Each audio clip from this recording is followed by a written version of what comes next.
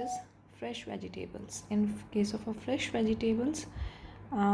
vegetables ने ਤਾਂ nutrient value ਵੀ ਪੂਰੀ ਹੋਏਗੀ, water quality ਵੀ ਪੂਰੀ ਹੋਏਗੀ। ਸੋ ਜਿੰਨੀ ਫਰੈਸ਼ਨੈਸ ਉਨਾ ਫੂਡ ਫਰੈਸ਼ ਰਹੇਗਾ ਜਿੰਨਾ ਚਿਰ ਤੁਸੀਂ ਉਹਦੀ ਜਿਹੜੀ ਨਿਊਟਰੀਐਂਟ ਵੈਲਿਊ ਹੈ ਐਂਡ ਉਹਦੀ ਕੁਆਲਿਟੀ ਹੈ ਐਂਡ ਵਾਟਰ ਲੈਵਲ ਹੈ ਮੇਨਟੇਨ ਕਰਕੇ ਰੱਖਦੇ ਹੋ। ਬਟ ਜਿਹੜੀਆਂ ਫਰੈਸ਼ ਵੈਜੀਟੇਬਲਸ ਨੇ ਜੇ ਉਹਨਾਂ ਨੂੰ ਲੋ ਟੈਂਪਰੇਚਰ 'ਤੇ ਮੇਨਟੇਨ ਕੀਤਾ ਜਾਂਦਾ ਐਂਡ ਜਿਹੜਾ ਟੈਂਪਰੇਚਰ ਹੈ ਹਿਊਮਿਡ ਨਹੀਂ ਹੋਣਾ ਚਾਹੀਦਾ। ਫਰੈਸ਼ ਵੈਜੀਟੇਬਲਸ ਨੂੰ ਤੁਸੀਂ ਸਟੋਰ ਕਰ ਸਕਦੇ ਹੋ ਕਲੇ ਪੋਟ ਫਰਿੱਜ ਦੇ ਅੰਦਰ ਵੀ। Clay pot fridge will gonna see later see right now only. Clay pot fridge ਤੁਸੀਂ ਕਿਵੇਂ ਕੰਸਟਰਕਟ ਕਰ ਸਕਦੇ ਹੋ? So there is a clay pot. There is a clay pot, you can see this is a clay pot, this one.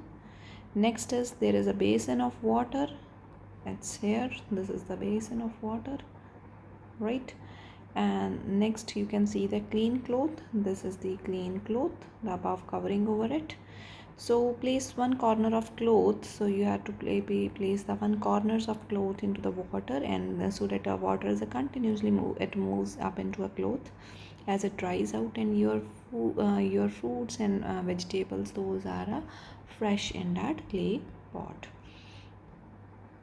So ਤੁਸੀਂ ਇਹਨੂੰ pot fridge 'ਚ ਵੀ ਆਪਾਂ store ਕਰ ਸਕਦੇ ਹਾਂ। ਆਪਾਂ ਇਸ ਤੋਂ ਬਾਅਦ ਜਿਵੇਂ ਰੂਟ ਵੈਜੀਟੇਬਲਸ ਹੁੰਦੇ ਆ ਪਟੈਟੋ, ਸਵੀਟ ਪਟੈਟੋਸ ਜਾਂ ਅਨੀਅਨਸ ਜਾਂ ਸਕੁਐਸ਼ਸ ਜਾਂ ਐਗ ਪਲਾਂਟ, ਇਹਨਾਂ ਨੂੰ ਤੁਸੀਂ ਕੂਲ ਅਤੇ ਵੈਲ ਵੈਂਟੀਲੇਟਡ ਪਲੇਸਿਸ 'ਤੇ ਵੀ ਸਟੋਰ ਕਰ ਸਕਦੇ ਹੋ between the layers of grass. Onions ਨੂੰ ਤੁਸੀਂ ਥੋਰਲੀ ਟਰਾਈ ਕਰ ਸਕਦੇ ਹੋ ਸਨ ਦੇ ਅੰਦਰ, ਸੋ ਡੈਟ ਕਿ ਜਦੋਂ ਫਾਈਨਲੀ ਇਹਦੀ ਸਟੋਰੇਜ ਕੀਤੀ ਜਾਵੇ ਉਦੋਂ ਘੱਟ ਤੋਂ ਘੱਟ ਰੋਟਿੰਗ ਹੋਵੇ ਐਂਡ ਮਿਨੀਮਲੀ ਤੁਸੀਂ ਇਹਨੂੰ 3 ਮਹੀਨੇ ਰੱਖ ਸਕਦੇ ਹੋ। ਟੋਮੈਟੋਜ਼ ਨੂੰ ਹਾਰਵੈਸਟ ਕਰਨ ਦੇ ਦੇਰ R 2 type of fruits. One harvest ਕਰਤਾ ਉਸ ਤੋਂ ਬਾਅਦ ਵੀ ਰਾਈਪਨਿੰਗ ਹੁੰਦੀ ਹੈ। ਅਨਦਰ ਵਨ ਇਜ਼ ਕਿ ਜਿਸ ਲੈਵਲ 'ਤੇ ਹਾਰਵੈਸਟ ਹੋ ਗਿਆ ਉਸ ਤੋਂ ਬਾਅਦ ਰਾਈਪਨਿੰਗ ਨਹੀਂ ਹੋਏਗੀ। So tomatoes are one the type of ਕਿ ਹਾਰਵੈਸਟਿੰਗ ਤੋਂ ਬਾਅਦ ਵੀ ਦੇ ਕੰਟੀਨਿਊ ਰਾਈਪਨਿੰਗ, ਤਾਂ ਤੁਸੀਂ ਇਹਨਾਂ ਨੂੰ ਰੂਮ ਟੈਂਪਰੇਚਰ 'ਤੇ ਸਟੋਰ ਕਰ ਸਕਦੇ ਹੋ। Next is fresh fruits. Fresh fruits ਨੂੰ ਜਨਰਲੀ ਕੂਲ ਏਰੀਆ 'ਤੇ ਖਾਸ ਕਰਕੇ ਕਲੇ ਪੋਟ ਫਰਿੱਜ ਤੁਸੀਂ ਸਟੋਰ ਕਰ ਸਕਦੇ ਹੋ ਜਾਂ ਵਿਦ ਇਨ ਦੀ ਰੈਫਰੀਜਰੇਟਰਸ। ਹੁਣ ਜਿਹੜੇ ਫਰੂਟਸ ਨੇ ਇਹਨਾਂ ਦੀ ਟੈਂਡੈਂਸੀ ਹੁੰਦੀ ਹੈ ਕਿ ਇੱਕ ਦੂਸਰੇ ਟਾਈਪ ਆਫ ਫਰੂਟਸ ਦੀਆਂ ਆਰਡਰ ਐਬਜ਼ੋਰਬ ਕਰਨਾ, so fruits should be kept separately. Next is milk ਅਤੇ ਮਿਲਕ ਦੇ ਪ੍ਰੋਡਕਟ। ਮਿਲਕ ਸਭ ਤੋਂ ਵੱਧ ਪੈਰਿਸ਼ੇਬਲ ਹੈ ਯੈਟ ਨਿਊਟਰੀਸ਼ੀਅਸ ਹੈ, ਤਾਂ ਇਹਨੂੰ ਤੁਸੀਂ ਰੂਮ ਟੈਂਪਰੇਚਰ 'ਤੇ ਲੰਬੇ ਸਮੇਂ ਲਈ ਨਹੀਂ ਰੱਖ ਸਕਦੇ, otherwise it is a spoiled immediately. ਤਾਂ clean if it's kept on a room temperature, it should be boiled right before you're storing it, or if you are storing it in a refrigerators, it can you can save it for the 2 days. And unrefrigerated milk, it should be consumed within a 1 day only. Meat and fish. So meat and fish, they are highly proteinaceous in nature. ਜਿੰਨਾ ਜ਼ਿਆਦਾ protein ਹੋਏਗਾ, ਜਿੰਨਾ ਜ਼ਿਆਦਾ food content ਹੋਏਗਾ, ਉਨੇ ਉਹਦੇ 'ਤੇ microbes ਵੱਧ ਪੈਰਿਸ਼ ਕਰਨਗੇ। ਸੋ ਜ਼ਿਆਦਾ ਸਪੋਇਲੇਜ ਹੋਏਗੀ, ਠੀਕ ਹੈ।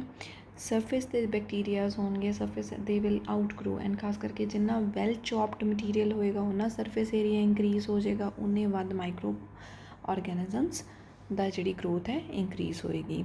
ਸੋ the meat it should be prepared and eaten within 24 hours within a purchase or slaughter. ਜਿੰਨੇ ਗਰਾਊਂਡ 'ਤੇ ਥਿਨਲੀ ਕੱਟ ਪੀਸਿਸ ਹੋਣਗੇ ਉਨੀ ਜ਼ਿਆਦਾ ਸਪੋਇਲੇਜ ਹੋਏਗੀ। ਮੀਟ ਅਤੇ ਮੀਟ ਦੇ products within ਫਿਊ days you can use them. ਜੇ ਵਿਦਨ ਅ ਡੇ ਤੁਸੀਂ ਨਹੀਂ ਯੂਜ਼ ਕਰਨਾ ਤਾਂ ਇਹਨੂੰ ਡਰਾਈ ਕਰ ਲਓ, ਸਮੋਕ ਕਰ ਲਓ ਜਾਂ ਸੌਲਟ ਕਰ ਲਓ। ਉਸੇ ਤਰ੍ਹਾਂ ਮੀਟ ਦੇ ਵਾਂਗ fish it should be eaten immediately, and fish shouldn't be stored in a water because ਇਹਦੇ ਨਾਲ ਇਹਦੇ ਨਿਊਟਰੀਐਂਟਸ 'ਤੇ ਲੋਸ ਹੁੰਦਾ ਹੈ। ਐਂਡ ਜੇ ਫਿਸ਼ ਨੂੰ ਜ਼ਿਆਦਾ ਦੇਰ ਲਈ ਸਟੋਰ ਕਰਨਾ ਤਾਂ it should be smoked. Root tubers, ਇਹਦੇ 'ਚ ਸਵੀਟ ਪਟੈਟੋਸ ਜਾਂ ਕਸੈਵਾ ਆ ਗਿਆ, ਐਂਡ ਖਾਸ ਕਰਕੇ ਜਿਹੜੇ ਰੂਟ ਟਿਊਬਰਸ ਨੇ ਇਹਨਾਂ ਨੂੰ ਤੁਸੀਂ ਲੰਬੇ ਸਮੇਂ ਤੱਕ ਸਟੋਰ ਨਹੀਂ ਕਰ ਸਕਦੇ। ਤਾਂ ਰੂਟ ਟਿਊਬਰਸ ਨੂੰ ਹਾਊਐਵਰ ਜਿਹੜੇ ਵੈਜੀਟੇਬਲਸ ਹੈ, ਫਰੂਟਸ ਹੈ, ਮੀਟ ਹੈ, ਮਿਲਕ ਹੈ, ਇਹਨਾਂ ਨਾਲੋਂ ਇਹਦੀ ਸਟੋਰੇਜ ਜ਼ਿਆਦਾ ਦਿਨਾਂ ਲਈ ਹੁੰਦੀ ਹੈ। ਐਂਡ ਖਾਸ ਕਰਕੇ ਕੇਅਰ ਇਹ ਹੋਣੀ ਚਾਹੀਦੀ ਹੈ ਕਿ ਜਿਹੜੇ ਟਿਊਬਰਸ ਨੇ ਇਹਨਾਂ ਦੇ ਸਰਫੇਸ 'ਤੇ ਕੱਟਸ ਨਾ ਹੋਣ। ਜੇ ਸਰਫੇਸ 'ਤੇ ਕੱਟਸ ਹੋਣਗੇ ਤਾਂ ਉਨੀ ਮਾਈਕਰੋਬੀਅਲ ਗਰੋਥ ਵੱਧ ਹੋਏਗੀ। ਸੋ there is a cut, there is a entry for microorganism to enter into your tuber. And for example cassava ਨੂੰ ਹਾਰਵੈਸਟ ਕਰਨਾ ਖਾਸ ਕਰਕੇ ਉਦੋਂ ਤੱਕ ਐਡਵਾਈਜ਼ੇਬਲ ਨਹੀਂ ਗਾ ਜਿੰਨਾ ਚਿਰ ਇਹ ਫਾਈਬਰਸ ਨਹੀਂ ਹੁੰਦਾ ਐਂਡ ਇਟ ਸ਼ੁੱਡ ਬੀ ਜਾਂ ਫਿਰ ਕੀ ਹੈ ਕਿ ਹਾਰਵੈਸਟਿੰਗ 'ਚ ਬੈਸਟ ਪਾਰਟ ਕੀ ਹੁੰਦਾ ਕਿ ਇਹਨਾਂ ਦੇ ਜਿਹੜੇ ਸਟੈਮਸ ਉਹਦੇ ਨਾਲ ਅਟੈਚਡ ਰਹਿਣ ਤਾਂ ਇਹਦੇ ਨਾਲ ਇਹਨਾਂ ਦੀ ਜਿਹੜੀ ਸ਼ੈਲਫ ਲਾਈਫ ਆ ਉਹ ਇਨਕਰੀਜ਼ ਹੋ ਜਾਂਦੀ ਹੈ। ਇਹਨੂੰ ਤੁਸੀਂ 4 ਤੋਂ 7 ਦਿਨ ਤੱਕ ਸਟੋਰ ਕਰ ਸਕਦੇ ਹੋ। ਉਸੇ ਤਰ੍ਹਾਂ ਹੀ ਸਵੀਟ ਪੋਟੈਟੋਜ਼ ਨੂੰ ਤੁਸੀਂ 4 to 7 ਡੇਜ਼ ਤੱਕ ਸਟੋਰ ਕਰ ਸਕਦੇ ਹੋ ਐਂਡ ਇਹਨਾਂ ਦੀ ਕੇਅਰ ਹੋਣੀ ਚਾਹੀਦੀ ਕਿ ਕਿਸੇ ਵੀ ਤਰ੍ਹਾਂ ਦੀ ਸਪਰਾਊਟਿੰਗ ਨਹੀਂ ਹੋਣੀ ਚਾਹੀਦੀ। And even you can store the dried tubers for 3 to 4 months ਜੇ sliced ਨੇ properly dried ਨੇ ਤਾਂ 3 ਤੋਂ 4 ਮਹੀਨਿਆਂ ਤੱਕ ਤੁਸੀਂ ਇਹਨੂੰ ਸਟੋਰ ਕਰਕੇ ਰੱਖ ਸਕਦੇ ਹੋ। ਨੈਕਸਟ ਇਜ਼ ਫੂਡ ਪ੍ਰੀਜ਼ਰਵੇਸ਼ਨ ਦੀਆਂ ਅਲੱਗ-ਅਲੱਗ ਟੈਕਨੀਕਸ ਆਪਾਂ ਯੂਜ਼ ਕਰਦੇ ਹਾਂ ਸੋ ਡੈਟ ਆਪਾਂ ਨੂੰ ਉਹਨਾਂ ਨੂੰ ਪ੍ਰੀਵੈਂਟ ਕਰ ਸਕੀਏ ਕਿ ਦੇਅਰ ਇਜ਼ ਨੋ ਔਰ ਲੈਸ ਟੂ ਲੈਸ ਮਾਈਕਰੋਬੀਅਲ ਗਰੋਥ। ਤਾਂ ਇਹਦੇ 'ਚ ਕੀ ਸਾਇੰਸ ਹੈ ਸਭ ਤੋਂ ਪਹਿਲੀ ਵਾਲੀ ਕਿ ਜਿੰਨੇ ਵੱਧ ਤੋਂ ਵੱਧ ਮਾਈਕਰੋ ਆਰਗੈਨਿਜ਼ਮ ਆ ਉਹਨਾਂ ਨੂੰ ਆਪਾਂ ਡਿਸਟਰੋਏ ਕਰ ਸਕਦੇ ਹੋਈਏ ਜਾਂ ਉਹਦੇ ਅੰਦਰ ਵਾਟਰ ਐਕਟੀਵਿਟੀ ਘਟਾ ਦਈਏ ਜਾਂ ਉਹਦੀਆਂ ਟੈਂਪਰੇਚਰ ਅਤੇ ਕੰਡੀਸ਼ਨਸ ਇੱਦਾਂ ਦੀਆਂ ਕਰ ਦਈਏ ਕਿ ਮਾਈਕਰੋਬਸ ਗਰੋ ਹੀ ਨਾ ਕਰਨ। ਠੀਕ ਹੈ। ਫਿਰ ਫੂਡ ਪ੍ਰੀਜ਼ਰਵੇਸ਼ਨ ਦੀਆਂ ਟੈਕਨੀਕਸ ਕਿਹੜੀਆਂ ਨੇ you can dry the fruits you can smoke them fruits. ਤਾਂ ਡਰਾਇੰਗ 'ਚ ਕੀ ਹੈ ਕਿ ਤੁਸੀਂ ਉਹਨਾਂ ਨੂੰ ਸਨਸ਼ਾਈਨ 'ਚ ਡਰਾਈ ਕਰ ਸਕਦੇ ਹੋ ਉਹਨੂੰ ਸਮੋਲਰ ਪੀਸਸ 'ਚ ਕਰ ਸਕਦੇ ਹੋ ਸੋ ਡੈਟ ਡਰਾਇੰਗ ਜਲਦੀ ਤੋਂ ਜਲਦੀ ਹੋ ਜਾਏ ਐਂਡ ਕੁਝ ਫਰੂਟਸ ਨੂੰ ਤੁਸੀਂ ਡਰਾਈ ਸਟੇਟ 'ਚ ਈਟ ਵੀ ਕਰ ਸਕਦੇ ਹੋ you can use them but ਬਾਕੀ ਕੁਛ ਐਸੇ ਨੇ ਕਿ you need to boil them before eating them for example most of dried jackfruit can be eaten as such but peas grams you need to boil them before using them। smoking meat and fish ਲਈ highly recommended ਹੈ।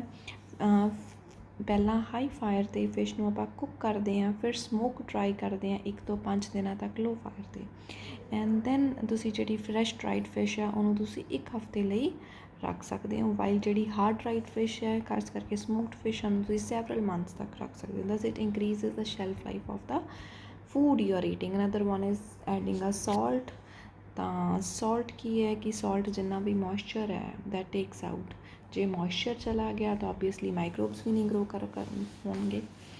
Next is boiling microbes ਕਿਲ ਕਰ ਦਿੰਦੀ ਹੈ ਤਾਂ ਜਿਹੜੇ total number of microbes ਹੈ ਮਾਈਕਰੋਬੀਅਲ load ਘੱਟ ਗਿਆ ਇੱਕ ਵਾਰੀ ਗਰੋਥ ਮਾਈਕਰੋਬੀਅਲ ਨੰਬਰ ਆਫ ਮਾਈਕਰੋਬਸ ਘੱਟ ਗਏ ਤਾਂ ਉਹਨਾਂ ਦੀ ਗਰੋਥ ਘੱਟ ਜਾਏਗੀ ਤਾਂ ਉਹਨਾਂ ਦੀ ਜਿਹੜੀ ਫੂਡ ਨੂੰ ਪੈਰਿਸ਼ ਕਰਨ ਦੀ ਐਬਿਲਿਟੀ ਹੈ that will fine. Thank you girls.